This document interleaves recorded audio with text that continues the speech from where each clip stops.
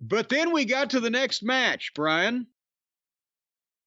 Light Switch Jay White versus Wheelie Useless.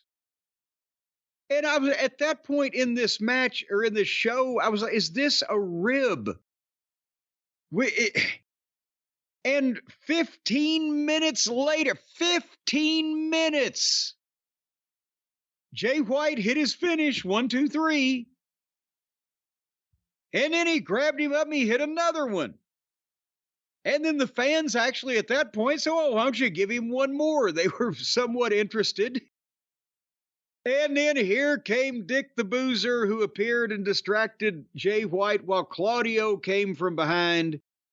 And they all started fake kicking Jay White again. Just like the previous angle where they all fake kicked and fake got heat on. And then music played and Edge and FTR slid in and the heels bailed out. And Dax did a promo. He was mad that they tried to end Ricky Morton's career. He called him his, what'd he say, his 67-year-old hero. I'm thinking that's 3 or 4 years off, but I'm going to stay out of that fucking. The courts can rule on that later on. And then Dax plugged Dennis Condrey. Dennis lives in Huntsville, so he was there, and he got a free ticket, by the way, and swore on Dennis's name that they would beat the Boar Horsemen on Collision in a Mid-South street fight. And they were in Huntsville, Alabama, so they didn't have any connection to Mid-South wrestling, so they didn't necessarily pop on that or anything else in this segment, because what the fuck? But there you go. And you know, as an addendum to what I said earlier about urgency and the heels trying to get away with something, and you have to time these things, I thought of this a minute or so ago. If anybody wants to, I know it's on YouTube. I've seen it there. Maybe they've taken it down with the status of the network. Who knows what's going on?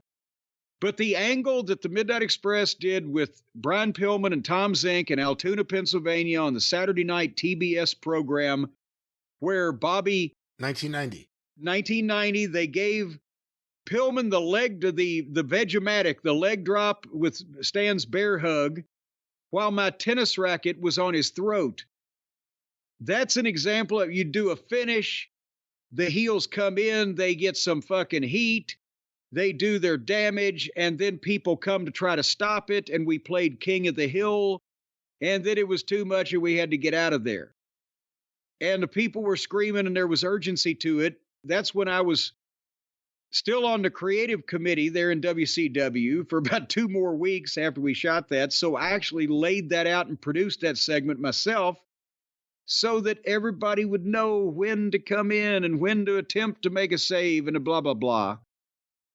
And the whole violent nature of the finish to angle to, or finish to brawl to angle to out was under 3 minutes, but it was chaotic minutes.